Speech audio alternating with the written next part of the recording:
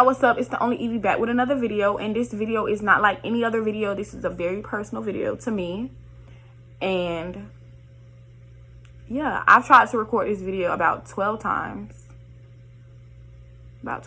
So hopefully it'll come through correctly this time. This is a very touching video, and I want to say that this is just to be put out there. It can, I'm pretty sure it may, I'm not gonna say pretty sure, I don't know, it may help somebody, it may not, but this is just my personal experience, what I've been through, what I go through, and how I go about my life, like how I live life with depression and anxiety. I was diagnosed about 2 years ago when I first went to college, and the problems started when I was about 10 or 11. My mom had moved to Tallahassee. I had moved in with my grandmother, my grandfather, and my dad. And me and my dad did not have a good relationship. He was not, like, nice to me. Like, I used to get yelled at a lot. And he would say stuff that would hurt my feelings. My dad was also on drugs for a while, so there was that. I never felt, like, safe. I never felt safe around him. Like, not like he would hurt me, but, like, he hurt me mentally, like verbally. So I never really felt safe. I didn't really, I blame my mom for putting me in that situation. Like, why would you leave me here? And I was an awkward kid. Like, I talked a lot. I still do to this day. I dressed differently than everyone else. I didn't have money like everyone else. My hair wasn't always done. Like, yeah. So I naturally got picked on. People, like, always had something to say about me, and it did take a hit at my confidence, my self-esteem, and I started to believe people, especially like when I got to high school, and I just seen how, like, my 9th grade year, how so many people who would, you know, talk to me or speak to me was just like dogging me, like with no hesitation, you know, like talking down on me and talking about me to other people, spreading rumors, lies, staff members, like all kind of stuff, you know. So that really, like, hurt my feelings, and I was already, you know, going through it at home, and I was like I was depressed, like, in all honesty, because I started cutting. I had suicidal thoughts. I was not strong enough to kill myself, so there was that. I had tried or attempted a couple times, but I never could go through with my plan. Like, it just was too hard, and it was a lot, you know, when you are young and you go through stuff and nobody is there to just tell you, like, it's gonna be all right, or, you know, I got you, like, don't worry, I got you, you know what I'm saying? Stuff like that is really hard. And my 9th grade year, I was raped by someone that I knew, and I couldn't tell nobody. Like, I couldn't even put myself to tell my grandma. I didn't want to hurt her feelings, like, and I know that sounds weird, but I didn't. And me and my mom wasn't close enough for me to tell her. I didn't grow up with a lot of female figures besides my grandma, my mom, and my aunt. And that was it. Like, I kept it to myself for a long time, and it was hard.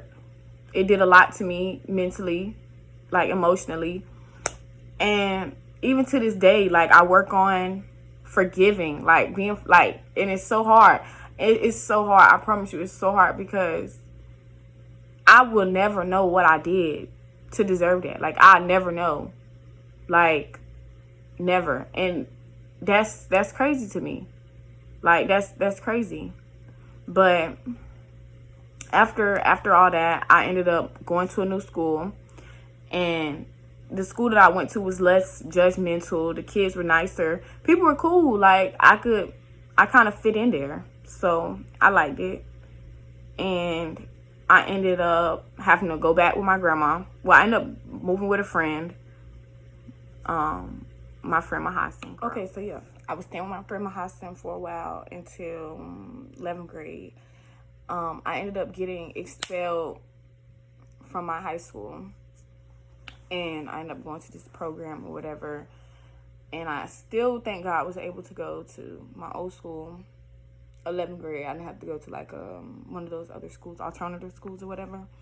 So yeah, I went to my old school. I went back 11th grade. And people was kind of treating me different, kind of, sort of. People still had their minds made up. And I realized kind of like, excuse me, that I can't keep letting, like, if that's how you feel about me, that's how you feel about me. Then just don't deal with me, you know? But I hadn't really acknowledged a lot of stuff that had went on, that was going on. And some stuff that's still hard for me to talk about, like, to this day. Like, I haven't really, well, back then, I didn't really, like, talk about it. I didn't really bring it out or whatever, whatnot. So once I got to college, I met my friend Tiara, and she helped me to go to therapy. Like, she was just like, friend, you really need to go. Like, I had been having, like, some meltdowns and stuff like that at school. And talking to the therapist on campus, I realized, and he was also my psychology teacher, because I was taking psychology that year. That was my major. So yeah, but yeah, I was talking to him twice a week, and you know, he was basically saying, like, towards the end of the semester, he was just saying, like, you know, you should find a family member that you can trust, like, find somebody, you know, you can trust and talk to. And I was talking to my uncle, like, I kind of talked to my uncle about it. I didn't tell him a lot, like, in depth, but we touched bases and stuff, and he was there for me. And still to this day, you know I can go to him and talk to him about stuff. And that was, like, really important to me. Like, that meant more to me than probably anything else. Like, even weightlifting. Like, that meant more to me than weightlifting. Like, than a lot of stuff in this world. Because just knowing you're not alone is, like, the key thing. Like, to start, you know, dealing with what you're doing, what you're going through, and what's going on in life. So, I just want to say all that to say, like, if you're going through something like this, or if you are going through something in general, like, you're not the only person. And I'm not saying that to say, like, girl, you is not the only one. Like, why are you crying? Like, no, you have every right to cry. You have every right to feel however you feel. Your feelings are valid. Like, you are entitled to feel how you want to feel. There's nothing nobody or anyone should say to you to make you feel like, oh, I'm overreacting. Because if that's how you feel, that's how you feel. But I just want people to know, like, you're not alone. Like, you're not going through all this stuff by yourself. I actually I had started a group one time. I had ended up starting a group at one point, and I was talking to a few females that a lot of them I did not know. People was, like, messaging me, and I didn't have a lot of followers, y'all. Like, I had maybe like 100-something followers. But people was messaging me, like, DMing me and stuff, or, like, texting me.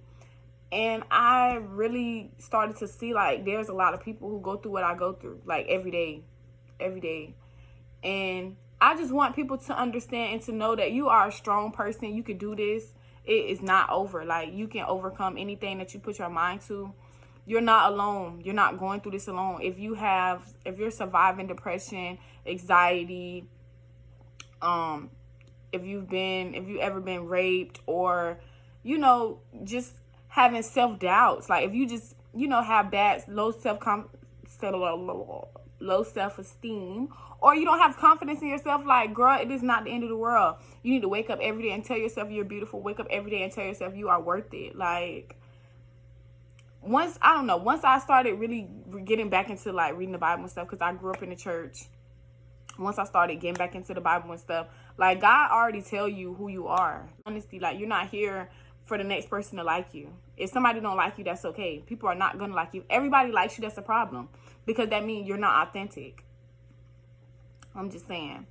So that's really the end of the story, guys. There is somebody that's just by themselves and they feel alone. They feel like they're going through this and that on their own, and you're not, girl. Sis, listen, you are not going through this by yourself. And feel free to always message me or whatever, because I know what it feels like to feel like I'm by myself, or like I was going through stuff by myself. So I want to be that person for other people. Like, it just makes you feel a lot better when you know, like, I have somebody I can talk to. I have somebody I can cry on their shoulder. Like, when you feel like you by yourself, like, what am I supposed to do? Like, who am I supposed to cry to? Who am I, like, and sometimes you got to cry to God, though. In all honesty, you cannot always look for man, but it's good to have somebody that's there with you. You know what I'm saying? That'll pray for you, that'll be there by your side, you know, through it all. Because these moments do get ugly. They do get hard. They do get tough. And sometimes you're going to doubt yourself. You're going to doubt everything that you have been thinking.